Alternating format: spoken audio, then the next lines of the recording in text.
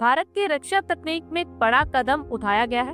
देश में विकसित लाइट टैंक ने एंटी टैंक गाइडेड मिसाइल नाग मार्क 2 को सफलतापूर्वक दाग कर इतिहास रच दिया और इस अचीवमेंट को देश की आत्मनिर्भर रक्षा नीति की दिशा में एक बड़ी कामयाबी माना जा रहा है। आपको बता दें कि डीआरडीओ की तरफ से विकसित और एलएनटी द्वारा बनाया गया Zorawar light tank anti tank guided missile को सफलतापूर्वक दागा है।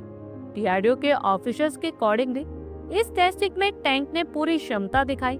डिफेंस मिनिस्टर ने इसके लिए डीआरडीओ को बधाई भी दी और कहा कि इस परीक्षण में सभी टारगेट्स पूरे हुए, चाहे वो रेंज को लेकर हो, दिशा बदलने की क्षमता हो या टॉप अटैक मोड में निशाना साधना हो या फिर सटीकता। उन्होंने कहा कि ये सफलता भारतीय रक्षा क्षेत्र को और मजबूत करेगी और हमारी सेनाओं को एडवांस हथियारों से लैस करने में मददगार साबित होगा।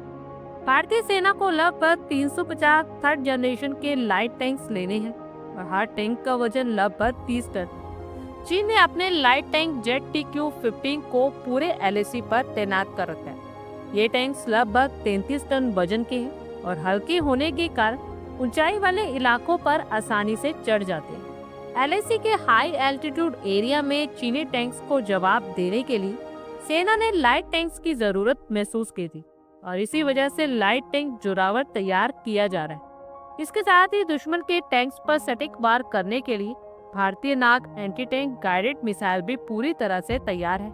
नाग मार्क 2 का सफल user trial Pokhran field and firing range में किया जा चुका है और ये भी सेना में शामिल होने के लिए तैयार है।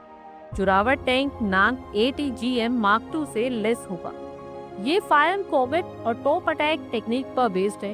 एक बार निशाना लगाने के बाद ये टारगेट को एक्यूरेटली हिट कर सकता है।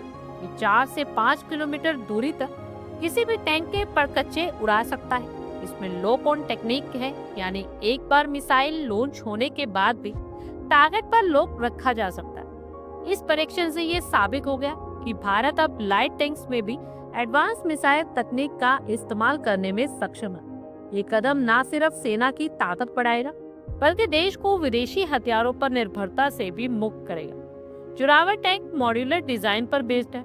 इसमें किसी नए सेंसर, एंटी ड्रोन सिस्टम या कम्युनिकेशन डिवाइस को आसानी से जोड़ा जा सकता है। इसका मतलब ये है कि टैंक को हर बार नई तकनीक आने पर पूरी तरह से बदलने की जरूरत नहीं होगी। मॉड्यूलर स्पेयर पार्ट्स के कारण रखरखाव और मेंटेनेंस तेज और सस्ता भी हो जाता है, जिससे युद्ध के समय में टैंक्स को जल्दी ही वापस ड्यूटी पर भेजा जा सकता है। जोरावर को 105 mm की मेन गन और दूसरी मॉडर्न डिवाइसेस से लैस किया जाएगा, जो इसे दुश्मन के हल्के बख्तरबंद वाहनों और मजबूत ठिकानों को नष्ट करने में सक्षम बनाएगा। इसमें ड्रोन इंटीग्रेशन भी होगा, इससे दुश्मन पर लगातार नजर रखी जा सकेगी। ड्रोन की स्वीट टैरेट टैंक में कमांडर के पास आएगी। ऑपरेशन सिंदूर के बाद भारत अपनी सैन्य ताकत में इजाफे को लेकर अलर्ट मोड पर है और उसका पूरा फोकस स्वदेशी हथियारों पर है।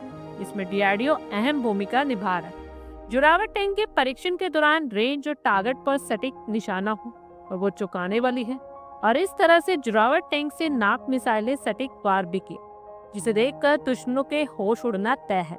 आप लोगों की क्या कुछ राय है कमेंट बॉक्स में शेयर करें। आई होप आपको हमारी ये वीडियो अच्छी लगी हो और आगे भी इसी तरह के अपडेट्स के लिए हमारे चैनल को जरूर सब्सक्राइब करें। धन्यवाद।